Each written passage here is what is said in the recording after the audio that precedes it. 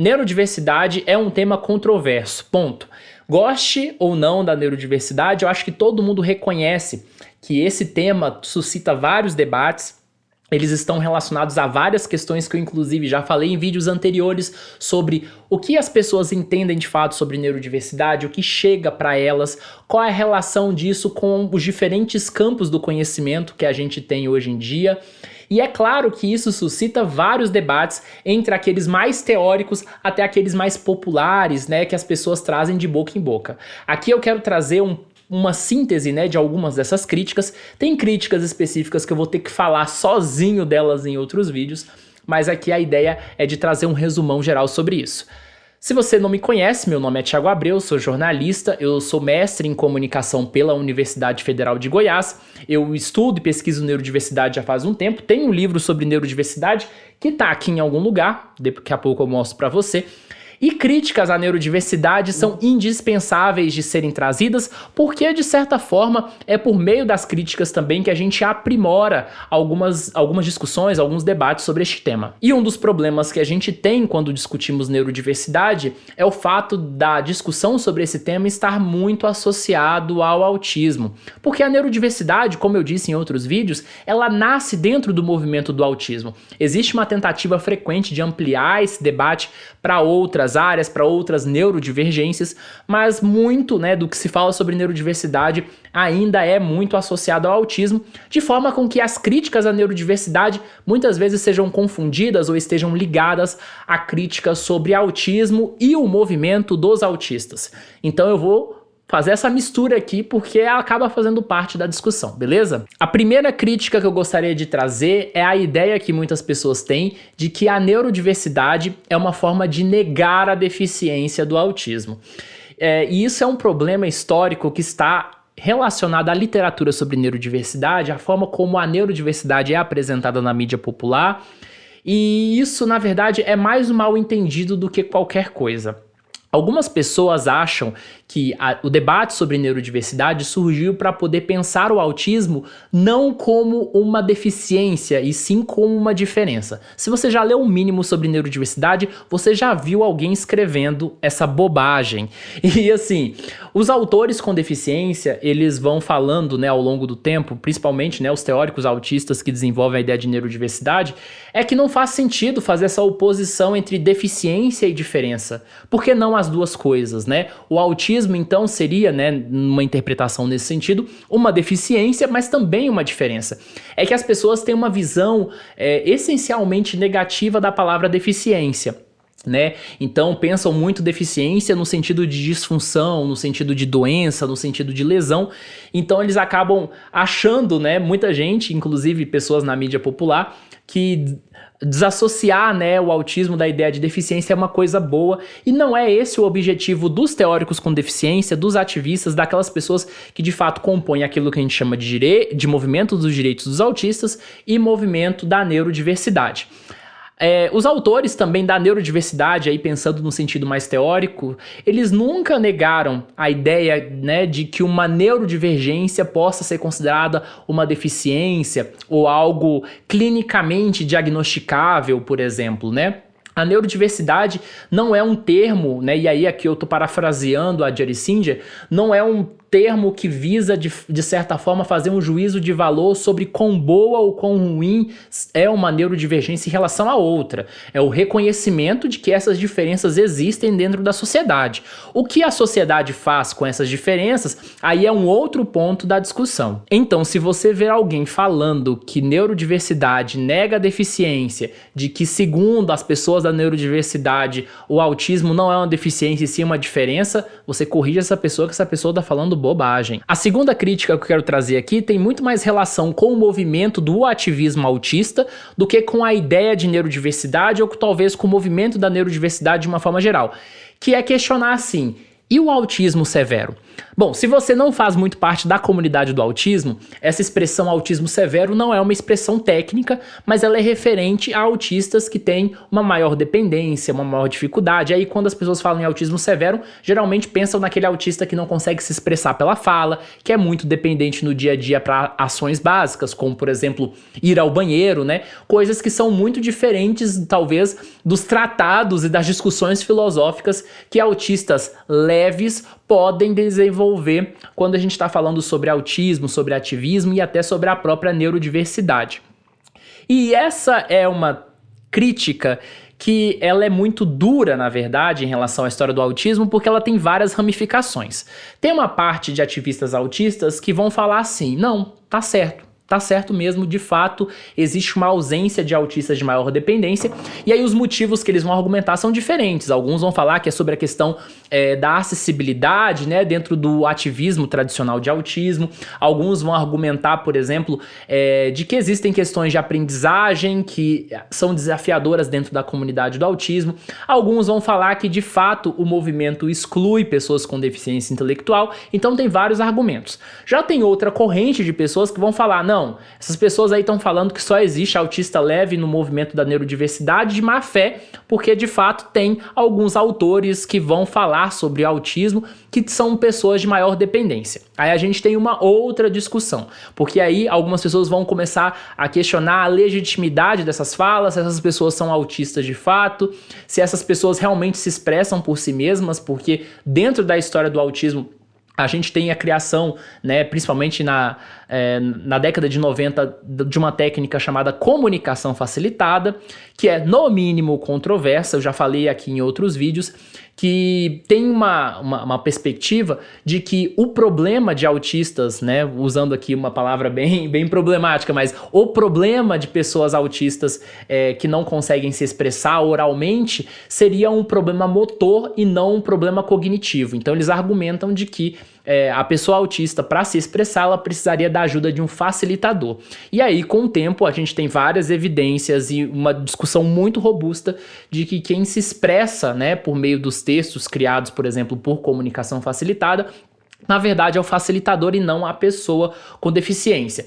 E aí levanta-se uma enorme discussão, porque muitas pessoas vão associar todas as falas de autistas com maior dependência à comunicação facilitada, enquanto outros vão argumentar que tem uma minoria que, na verdade, não utiliza comunicação facilitada. Um exemplo que eu posso citar, por exemplo, de uma pessoa que não utiliza comunicação facilitada é a Carly Fleischmann, que foi uma pessoa autista, né, que ganhou bastante relevância nos anos 2000, nos anos 2010, ela tá meio sumida ultimamente, mas é uma pessoa que tem uma maior dependência, que não utiliza comunicação facilitada. Enfim, não vou entrar nessa treta, porque a última vez que eu falei de comunicação facilitada, a galera saiu me xingando. Mas se você quiser saber mais sobre esse assunto, nós falamos no Introvertendo, num episódio antigo. E se você quiser perguntar minha opinião, pra mim é meio óbvio, é meio um fato que a maioria das pessoas que discutem neurodiversidade, a maior parte das pessoas que estão no ativismo do autismo, são pessoas que de fato estariam naquilo que a gente chama de mais leve, aqui usando bastante aspas. E eu não acho que isso necessariamente seja um demérito, desde que a gente saiba admitir isso com honestidade e de pensar qual o impacto disso para a história do autismo, pro ativismo do autismo e para a imagem que a gente tem socioculturalmente sobre o autismo. Mas aí é uma outra discussão. A próxima crítica é ao mesmo tempo um questionamento. O que faz parte da neurodiversidade e o que não faz parte? Porque a gente vê muito claramente essa discussão da neurodiversidade muito associada ao autismo. E o autismo tem sido argumentado, principalmente, né, pelos ativistas autistas e mais parte por pessoas que começaram a desenvolver um pensamento teórico sobre o autismo, que o autismo é muito mais do que um diagnóstico médico, ele altera profundamente a forma como você enxerga o mundo, como você pensa, a sua personalidade. É muito difícil você separar aquilo que é a sua personalidade do autismo. E de que forma isso também está ligado a outros diagnósticos, a outros transtornos. Aí algumas pessoas vão se questionar, tá, beleza. Então a neurodiversidade é uma perspectiva positiva sobre esses diagnósticos, né? Então se seria isso... tá, a gente pode pensar talvez TDAH e etc, mas esses transtornos, eles não têm alguma base negativa? E algumas pessoas podem perguntar assim, mas e o transtorno de personalidade antissocial, né? E outras coisas que existe um estigma e várias outras questões dentro da sociedade que são bastante complexas.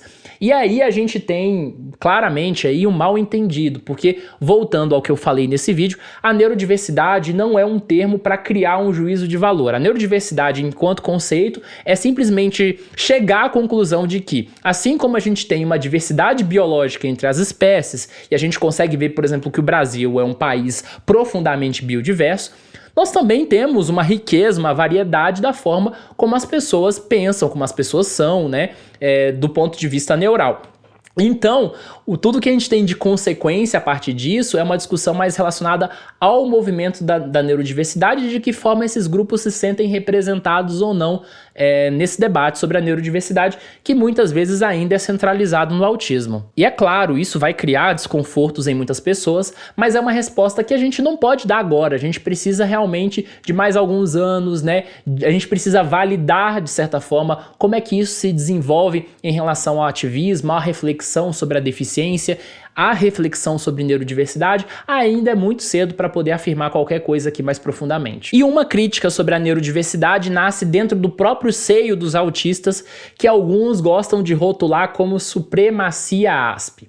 Bom, a discussão sobre neurodiversidade e essa noção mais recente de espectro do autismo que a gente tem, que principalmente teve um grande marco ali, que quando o DSM-5, né, de fato assumiu a questão do espectro do autismo em 2013, isso provocou uma profunda insatisfação em parte, né, dos autistas da comunidade do autismo, porque de fato deu fim a um diagnóstico que a gente chama de síndrome de Asperger.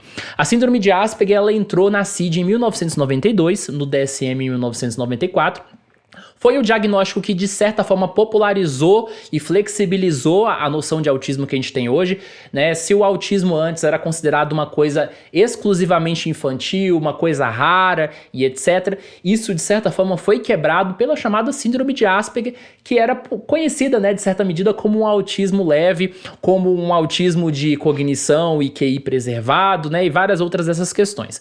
Acontece que a síndrome de Asperger era mais do que um diagnóstico médico, né? A síndrome de Asperger também tinha um sentido cultural, um fator de identidade para as pessoas que eram diagnosticadas.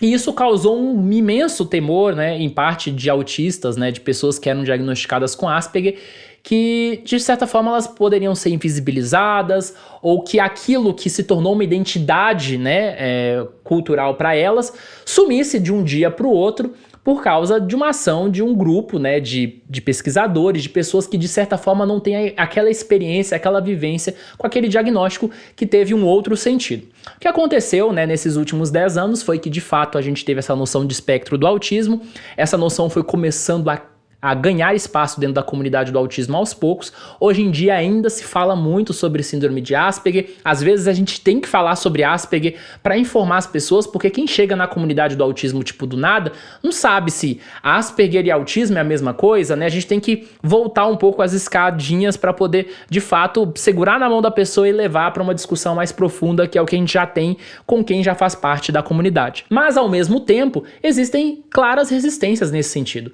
Existem muitas pessoas autistas que não aceitam o fim desse diagnóstico da síndrome de Asperger, acham que inclusive vários dos conflitos que existem dentro da comunidade são relacionados ao fim desse diagnóstico.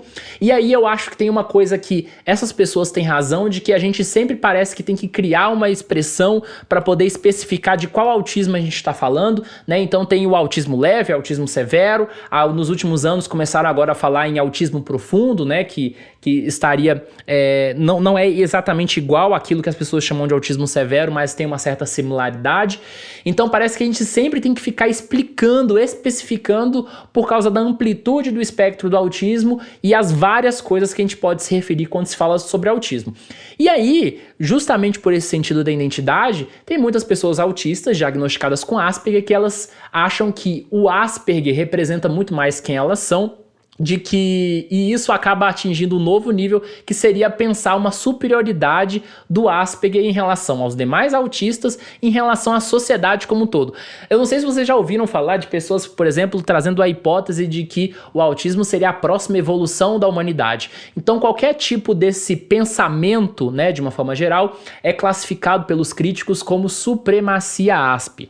E isso teria implicações também à discussão sobre neurodiversidade. Se a neurodiversidade tem essa perspectiva mais ampla, mais flexível, né, de diversidade, de respeito, e tem um grupo, né, que se acha em tese superior aos outros, a gente tem claramente conflitos. E aí muitas pessoas que estão ligadas a um pensamento anti-neurodiversidade muitas vezes podem se identificar com isso que a gente chama de supremacia ASP. É uma longa discussão, também tem links aqui na descrição sobre isso. E a última crítica que eu quero trazer aqui tem relação com a influência dos debates identitários na neurodiversidade.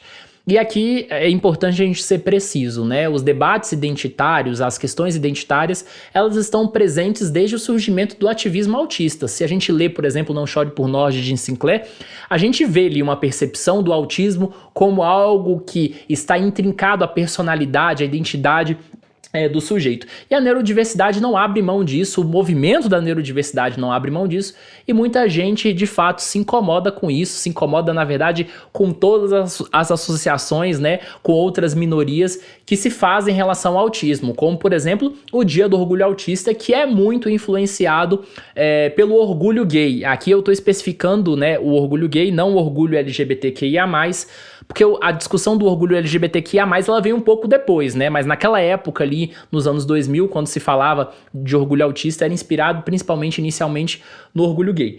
E aí, isso tem várias outras ramificações que não são muito produtivas da gente discutir, porque, de certa forma, na comunidade do autismo, na história do autismo, as pessoas têm uma tendência de achar que o autismo está isolado de todas as outras discussões e de todas as outras questões do mundo, né? Isso aí já é um ponto que eu claramente divido de outras pessoas. Pessoas autistas não são apenas autistas, elas têm uma classe social, elas têm uma renda específica, elas têm um local regional, uma cultura, né, específica, e isso acaba interagindo com as questões do autismo. Elas têm um gênero, elas têm uma sexualidade, elas têm cor. Então, de certa forma, olhar o autismo, né, de uma forma isolada não faz sentido. E a própria teoria da neurodiversidade, né, principalmente ali quando a gente está falando, né, desde a criação de Jerry Singer, não estou nem falando dos autores posteriores, né, como por exemplo o Nick Walker, que faz essa aproximação muito clara com gênero e sexualidade, mas desde o trabalho de Jerry Singer já se viu uma ligação do autismo com a discussão que a gente chama de interseccionalidade, né? Então assim, é uma tradição que já é muito bem estabelecida. Agora, tem duas críticas à neurodiversidade que vão ter que ganhar vídeos específicos. Primeiro, a discussão sobre neuroessencialismo, já que eu citei, por exemplo, o Francisco Ortega em outro vídeo, vou ter que falar um vídeo especificamente sobre o pensamento dele e de outros autores que eu gosto de chamar de neuroessencialismo, e também uma discussão sobre a neurodiversidade e a crítica psiquiátrica, que também é um assunto muito importante, fundamental, que a gente discute muito pouco aqui no Brasil e que, na verdade, assim, até é discutido mais pelos críticos, mas a comunidade do autismo não faz, né, muito papel em relação a isso. Então vou falar isso nos próximos vídeos, aguarde, porque vai ter muito mais discussões e debates sobre neurodiversidade aqui, beleza? Um abraço para você e até o próximo vídeo.